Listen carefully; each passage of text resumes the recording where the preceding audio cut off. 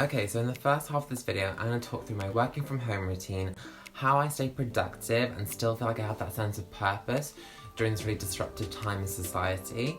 And in the second half of this video, I'm going to talk through how to turn up your downtime and really maximize and squeeze all of the opportunity out of this extra time that we all have. Stay tuned for the rest of this video. Okay, so every morning I wake up at around 6:30, 7 o'clock, very similar to my life in London. And instead of commuting, I wake up now and I have an espresso to start my day. I will go for around 45 minutes to an hour's jog, run around the countryside, around my family home. And then I will come home, I will have another coffee, then I brush my teeth, have a quick shower, go and grab myself some porridge, which I tend to have with some pumpkin seeds and some maple syrup and some oat milk. And then I will set myself up, sit down and look at my to-do list and really start my day. And that's the best approach for me. I feel like having that structure and that routine to my mornings kind of gives me that sense of purpose. I blow away the cobwebs and I feel like I'm ready to take on the day. My second point is on making your space work for you. Find a location that really gives consideration to your posture and make sure that over this time you don't neglect it. As I mentioned earlier in this video, I think it's really important to keep social.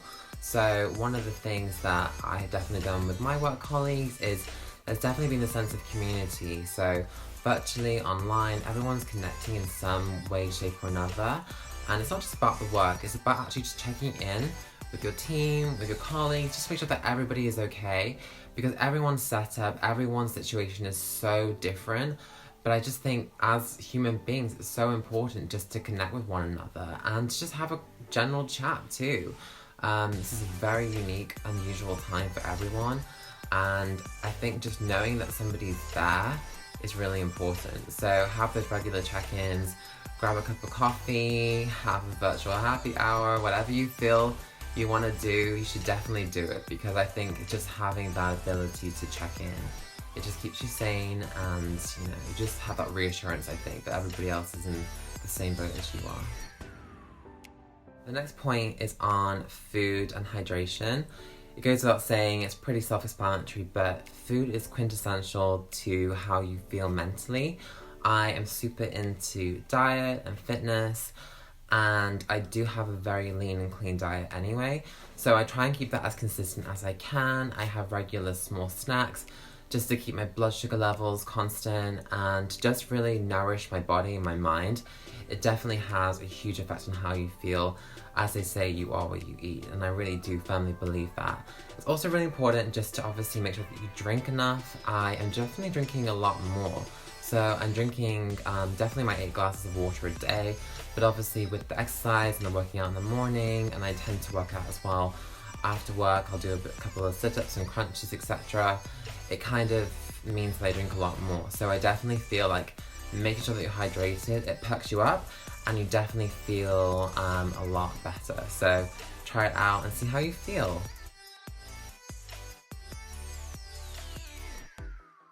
Something else that I think is really important is to have goals for yourself. So obviously you know what your strategic goals are for the business, but what are your personal goals? What can you do with this time to add value to the business, but also to yourself as an individual?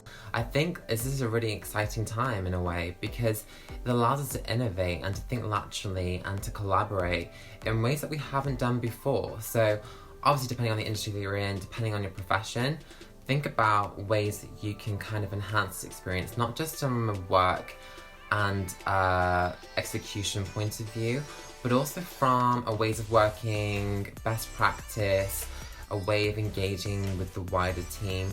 How can we make this whole experience a really positive one for everyone? I also set myself obviously weekly goals. I have my to-do list, which I do at the end of every day, and I always review it constantly throughout the day. I make a conscious effort as well to put my phone in another room. Something which I used to do actually when I was studying at university was to avoid distraction. It's so tempting to have a little look in your phone. The best thing you can do is just put it away and view it as a treat. have regular breaks every 90 minutes or so.